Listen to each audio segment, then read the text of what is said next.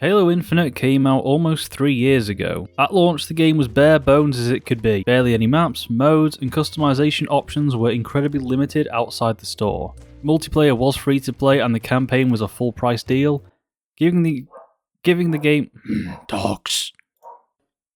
Giving the game the excuse, well, it's free to play so they need to make money somehow. Yeah, the company who spent more money than God needs money. It's not need, it's greed. Anyway, Halo Infinite has been middling along for 3 years now, so let's see if it has improved. At the core, Halo Infinite is a very good game. It's classic Halo with sprinting. No ADS, no mental loadouts, no armor abilities, but we have a slide now, because that's just the law now. Every FPS game must have a slide move. So for those who have never played a Halo game, let me give you a quick rundown on how Halo differs from other shooters. At the start of every match, your Spartan is equipped with a base set of weapons. No loadouts to be found here. Your starter gear will depend on what mode you are playing, and it's likely to be the iconic assault rifle, DMR, battle rifle, or the pistol. All incredibly viable weapons to get you through the match. The other weapons, well, they are scattered throughout the map, at set positions, and once picked up, they will go into a cooldown timer. This also includes the abilities in the game. Stronger abilities and weapons will be on a much longer cooldown, and much more contested. Infinite's weapons are pretty alright all around. The classic sniper and rocket launcher are always fun to use, but some just seem like you're picking them up just to handicap yourself. Dealing with an enemy in Halo is much more of a process, as every player has a shield and a health bar. Once the shield is broken, however, they are an easy headshot away from unaliving. This I always felt gave you a bit more of a chance from escaping a fight if something wasn't going your way. But it is something to get used to if you're coming from something with a fast time to kill like COD. So Halo Infinite had a good and a bad start. The fans loved the core of the game, everyone felt it was a good step in the right direction for 343 after Halo 4 and 5 not being well received. But the low amount of content, barely any progression systems, outside of battle passes, and the awful microtransactions made the fans understandably upset and drove a lot of players away. Well, 3 years later, what has actually happened to the game and has it improved? Well, to start with, modes. There are a ton more modes now. Slayer now has its own list, as well as the various other modes. I do still hop into quick play as I like a bit of variety, even though it's always fucking oddball, but you can more than likely find the mode you want to play and just play that. Even Firefight. Forge mode is also in now. I believe when I stopped playing it was in like a beta stage or something. Well, now it's in. And it also comes with a custom games browser, so you can try out the custom Forge maps and modes with other players, which is great for those who like it. I myself am not too bothered. Most maps I went in I didn't really understand what was going on, or they were just parkour maps which required you to be an absolute chad at the game's movement mechanics. Weapons and abilities have also had some additions. The DMR is now in, and was always a favourite of mine from Reach, so it's nice to see it here in some form. Abilities? These will be in the I think category, as I can't remember what was and was not in the game from the start, aside from the grapple hook and the repulsor. So, this med station and this clouded vision bubble thing. Again, please correct me on these, but I do believe these are new. Either way, they are a pretty good addition. The clouded vision bubble thing is great for causing chaos, and the healing thing, well, that's self-explanatory. While these new guns and abilities are nice, it's not a whole lot in 3 years. Maps on the other hand, we have had quite a substantial amount of maps added to the game. From some classic Halo maps from older games, to some brand new maps. And these maps do feel quite different to the ones we had at the beginning. So how about progression? Well, it's largely unchanged.